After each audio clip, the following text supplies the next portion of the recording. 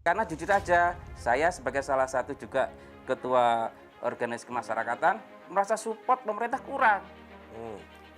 Kita nggak butuh dihargai, tapi minimal disopo lah. Sip. Wah, tapi yang terjadi pemerintah kabupaten nggak ada apa-apanya.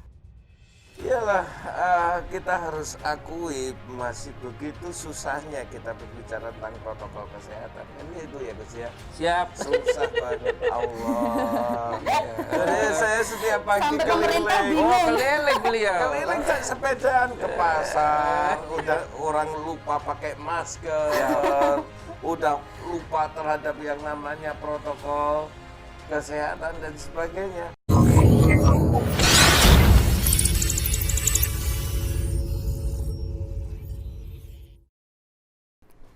Tingkat penyebaran COVID-19 di Kabupaten Jombang, Jawa Timur terus naik.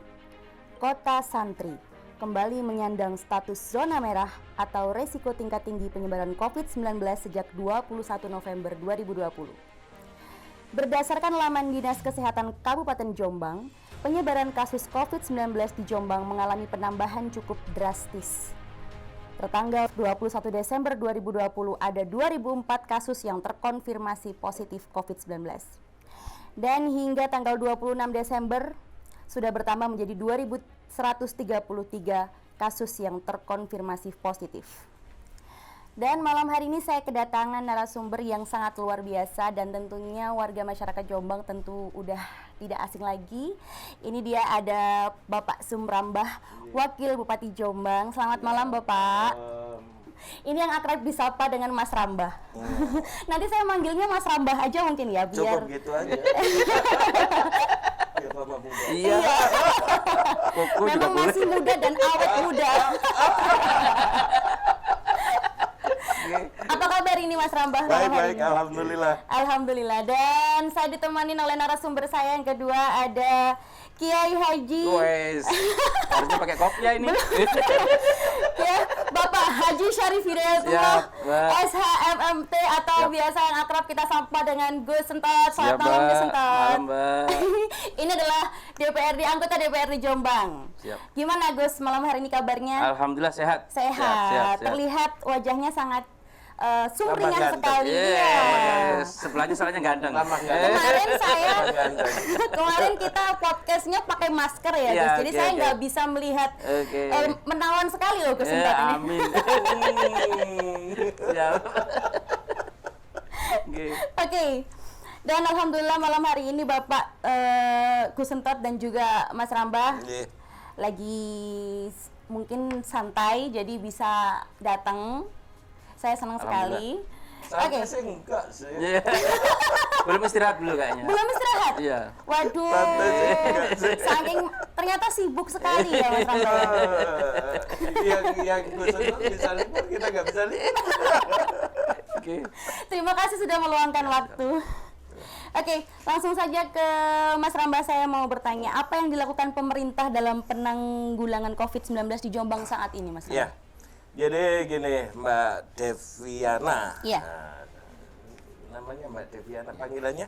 Devi. Mbak siapa? Mbak Devi.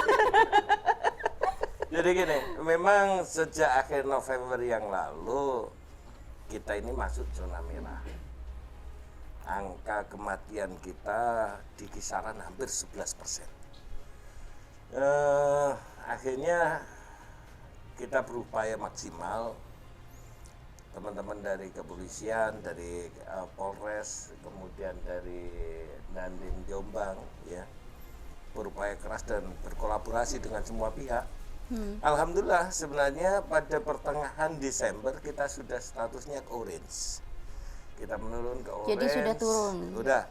Sekarang angka kematian kita sudah turun di angka 10,2% lah, sekitar segitu 10,2%. Tapi memang angka penyebaran COVID masih sangat tinggi. Iya.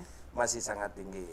Ini sebenarnya sudah berulang kali kita sampaikan kepada masyarakat dan sebagainya, bahwasanya hati-hati pada gelombang kedua. Gelombang kedua ini akan jauh lebih parah.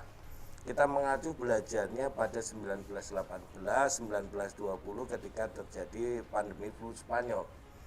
Justru gelombang kedua itu yang lebih mematikan dan lebih penyebarannya jauh lebih cepat. Ya.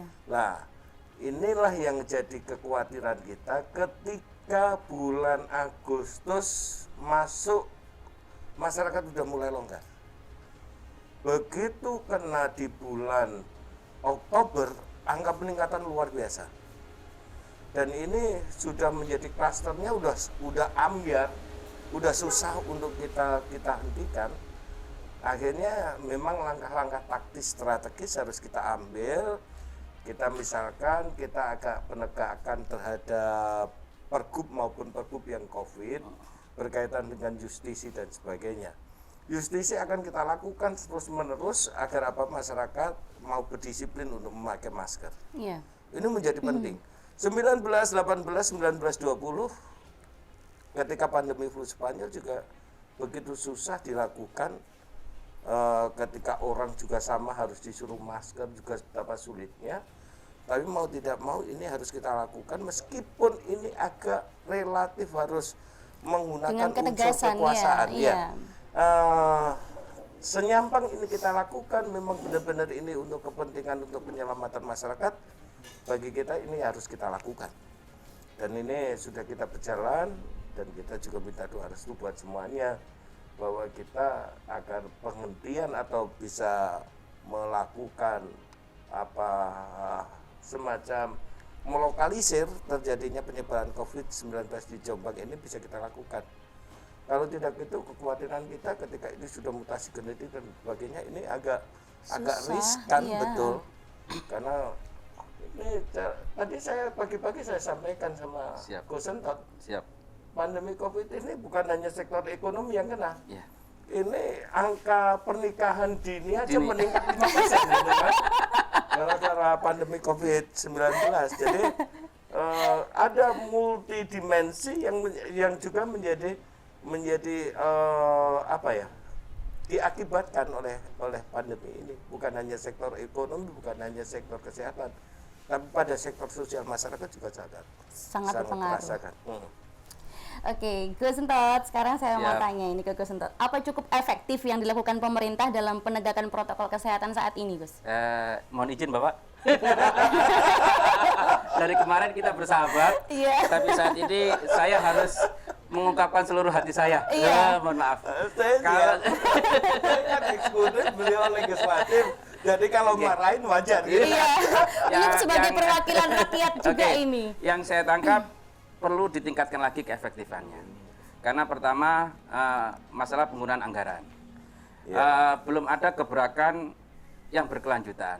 Kita tahu saat awal pandemi saya salut ada gebrakan, ada tandon, ada masker, meskipun kelanjutannya kita tidak tahu. Barang itu sekarang ada di mana, sampai sekarang apakah sudah difasilitasi pemerintah ya? Saat itu kan ada gebrakan kita. Lah, di saat sudah zona merah parah seperti ini, yang saya tangkap untuk penggunaan anggaran tidak ada gebrakan yang langsung dirasakan oleh masyarakat. Misalnya apa itu, Gus? Ya, masyarakat kan belum mendapatkan apa yang bisa diberikan pemerintah kepada kita untuk penanganan COVID. Kalau dulu ada tandon, bahasanya orang kalau mau ke toko atau apa ada cuci tangan. Meskipun usianya ngapunten, nggak lama. Jadi saya berharap ada gebrakan-gebrakan, tapi dipikirkan kelanjutannya nanti bagaimana, siapa yang paling bertanggung jawab. Yang kedua, kita bicara sinergitas. Kemarin kita sempat bahas, selama ini beban masih pada 3 pilar. 3 pilar itu kalau ngapunten, mohon izin Bapak, saya melihatnya, saya lihat aparat, teman-teman TNI, sekarang lagi penegakan hukum. Tapi yang kita tangkap di masyarakat ini masih kurang kepedulian. Dan yang saya rasakan di tingkat bawah, ini kurang solidnya. Teman-teman perangkat desa, mulai dari RT, RW, Kadus. Sosialisasinya yang mungkin kurang. Bisa jadi sosialisasi dan juga ketegasan mereka.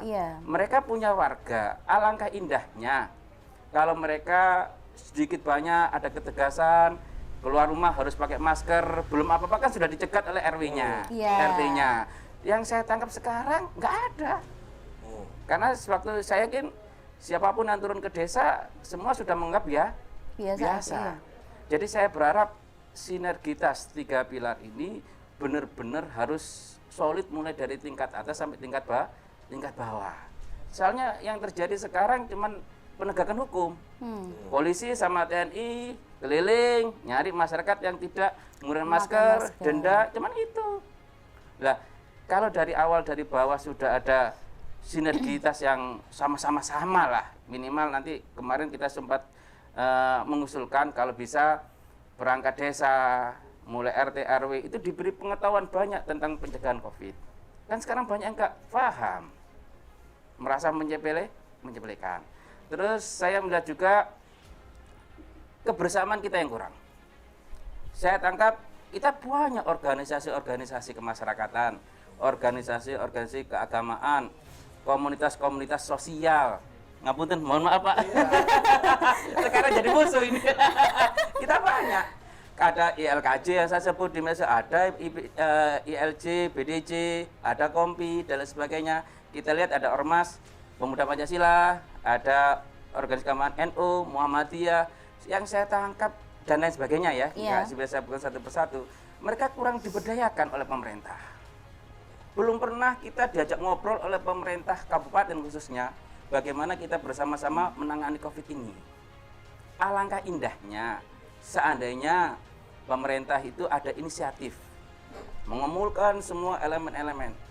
Ayo kita bareng-bareng bersama-sama. Bikin gerakan tadi. Karena jujur aja, saya sebagai salah satu juga ketua organisasi kemasyarakatan merasa support pemerintah kurang. Kita nggak butuh dihargai, tapi minimal disopo lah. Sip. Wah, tapi yang terjadi pemerintah kabupaten nggak ada apa-apanya. Mohon maaf. Kamu udah sekarang jadi musuh saya di Tapi sini. kan masalahnya gini, Gus. Jadi masalahnya gini, memang pada awal mula COVID-19, pandemi COVID bulan Maret, sebenarnya semua kita itu tergagap-gagap.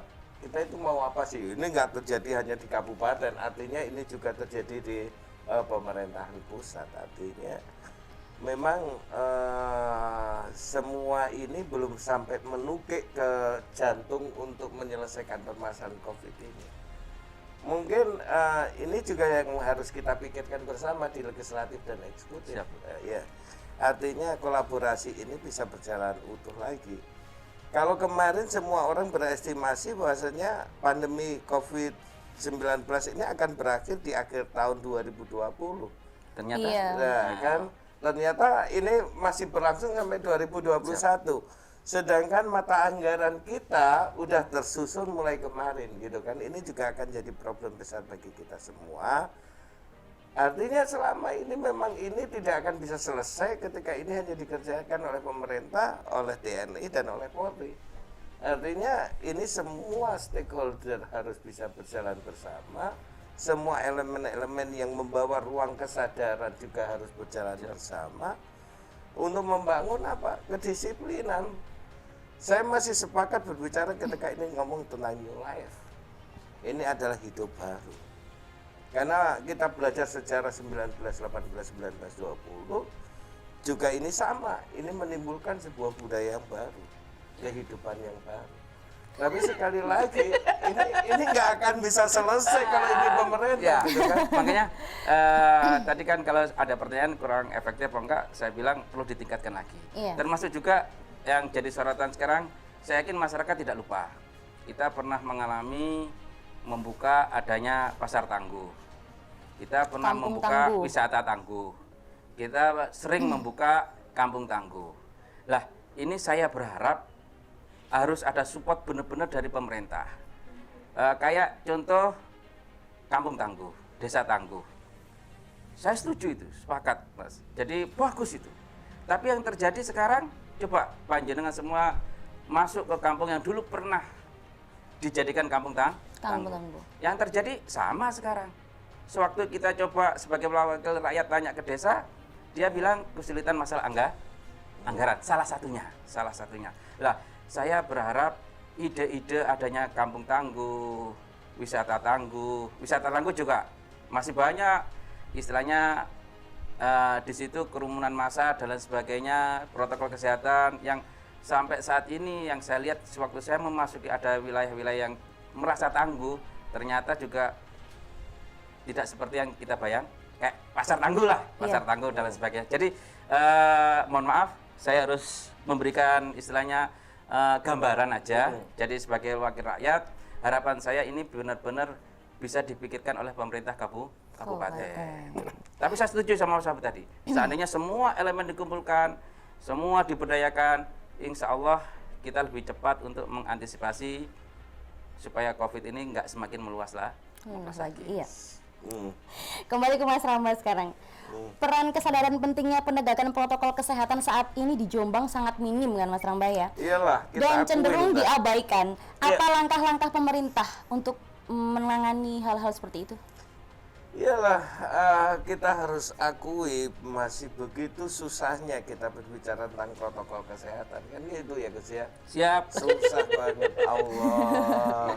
Jadi saya setiap pagi Sampai pemerintah keliling. bingung. Keliling beliau. Keliling kan sepedaan ke pasar, udah orang lupa pakai masker, udah lupa terhadap yang namanya protokol kesehatan dan sebagainya. Di desa-desa juga sama.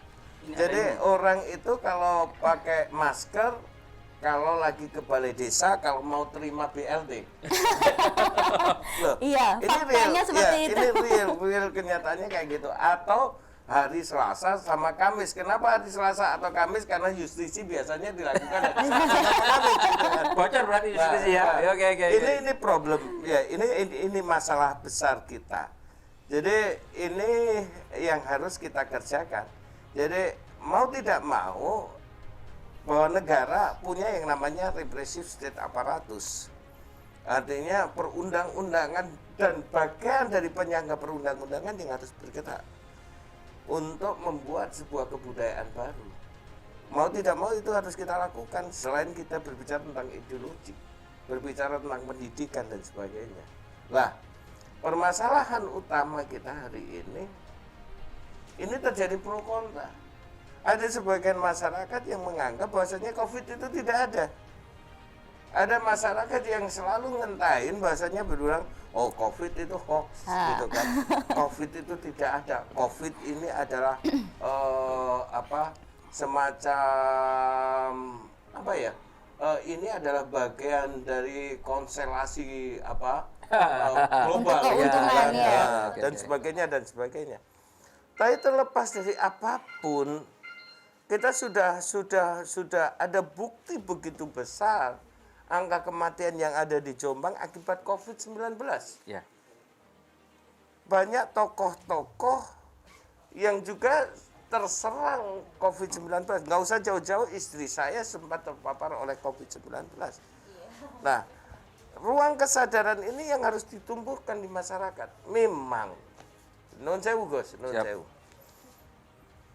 Pandemi COVID-19 yang hari ini kita alamin ya, kita alamin sekarang ini seperti si malakama.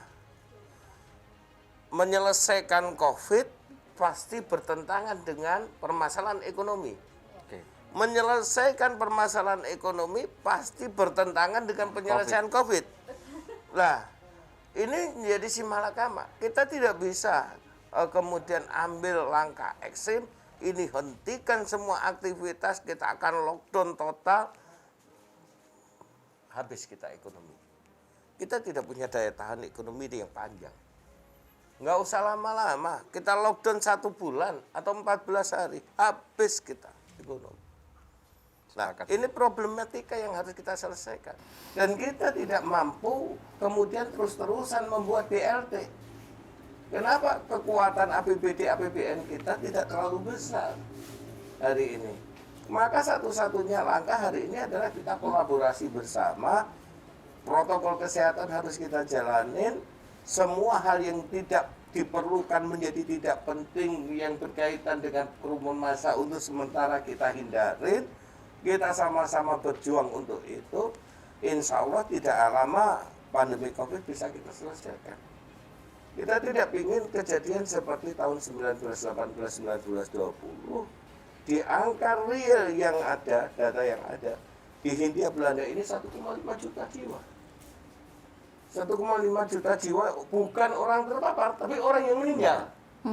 Nah, kita tidak ingin itu terjadi. Maka saya sepakat sih Gus, Kita legislatif, kita eksekutif, kita ormas, stakeholder Siap. harus jalan bersama. Kita sepakat itu. Tapi sekali lagi, kita harus duduk bersama dan ini adalah bagian dari perjuangan kita bersama. Kita nunggu diundang jenengan ya. Mas. Saya senangnya ketemu kesetot itu. Sekarang Oke, siap, Mbak. Nggih. Jadi kalau Mas Ramba misalkan nih lagi goes terus ketemu sama mampir di pasar atau kemana gitu, ketemu sama masyarakat yang belum pakai masker, terus saling berkerumun, apakah Mas Ramba juga menegur saat itu juga? Saya kalau pagi dulu awal-awal saya selalu bawa masker sama istri saya ke pasar pagi. Tapi mereka berebut masker, setelah itu besoknya nggak dipakai lagi. Iya. Nah ini problem. Kalau kita kasih masker lagi, mereka pasti mau terima masker. Besoknya nggak pakai lagi. Jadi ini problem kebudayaan, ini problem culture, ini problem kebiasaan, ini problem kedisiplinan. Jadi tanpa kita menggunakan kekuasaan dengan piranti kekuasaan yang dinamakan repressive state apparatus, kelihatannya kita agak susah. Kalau kita mau hanya dengan protokol kesehatan selesai loh problem selama ini. Kita belajarnya pada kejadian 100 tahun yang lalu gitu kan. Cuman kan buat masker itu kan susah. Katanya ongkop, katanya sumpek, katanya pengap, katanya waduh saya sudah terlanjur pakai make up, kalau pakai masker nggak kelihatan ya. Itu Bunda berarti ya. Oke. Aduh. Oke, langsung ke Gus Entot sekarang. Dari kacamata wakil rakyat ini Gus ya, tentang isu minimnya sosialisasi dan fasilitas kesehatan kepada masyarakat menjadi faktor penting penanganan COVID-19. Terus apa ini evaluasi kepada pemerintah Kabupaten Jombang? Saya mau tanya dulu ini, isu dari mana dulu? Tentang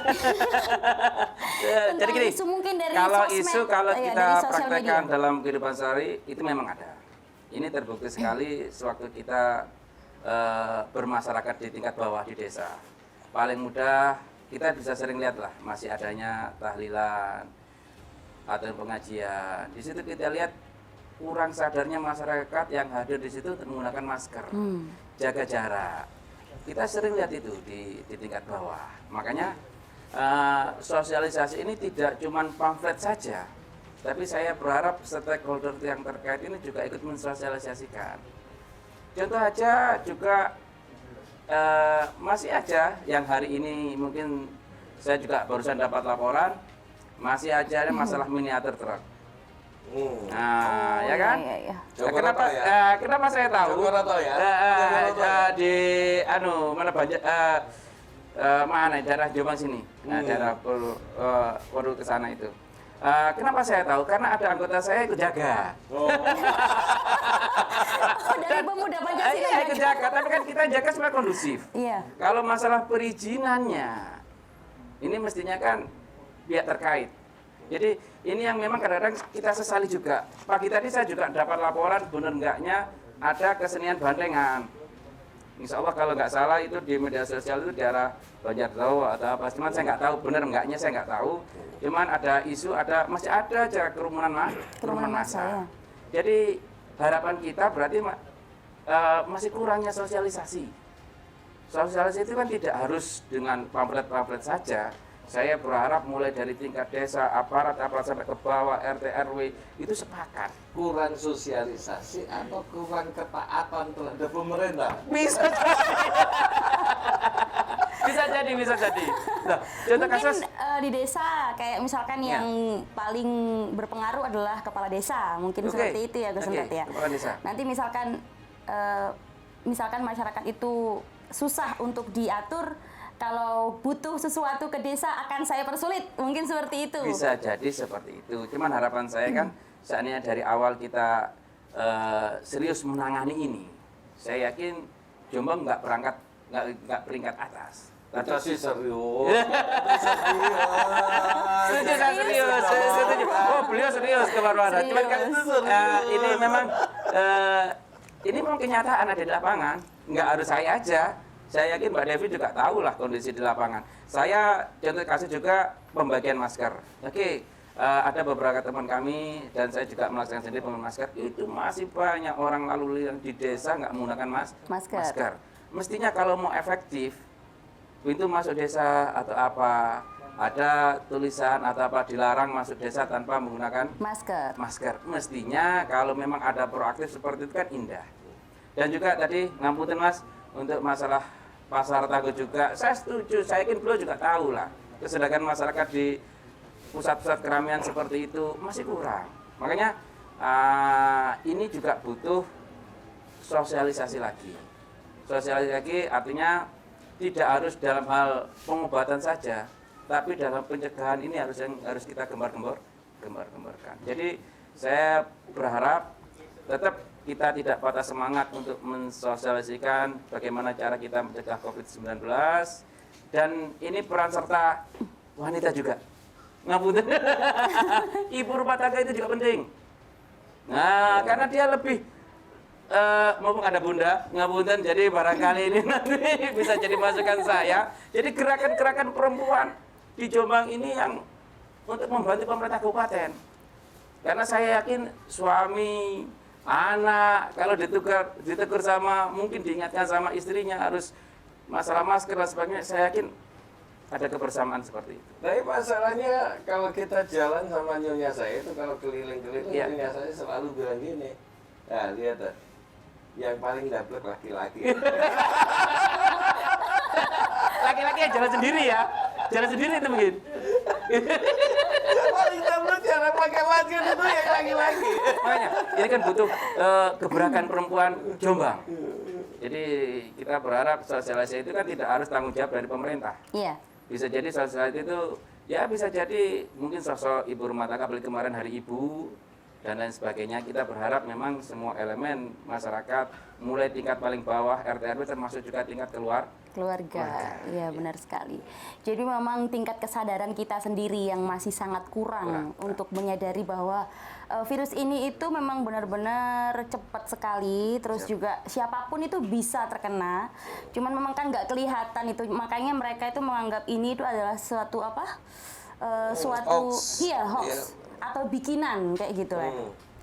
Oke, terima kasih sekali untuk narasumber saya yang hebat-hebat ini. Terima kasih juga. Hari ini saya mengkritik teman saya sendiri, sahabat saya sendiri. Karena Bu Surat hari ini mewakili rakyat. Oh, enggak apa-apa.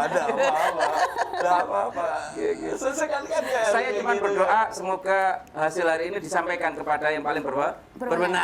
Iya lah, pasti itu akan kita lanjutkan ke Ibu untuk kita bawa ke rapat-rapat kita selanjutnya. Nah, aspirasinya kan akhirnya tersampaikan gitu loh, Gus. Alhamdulillah.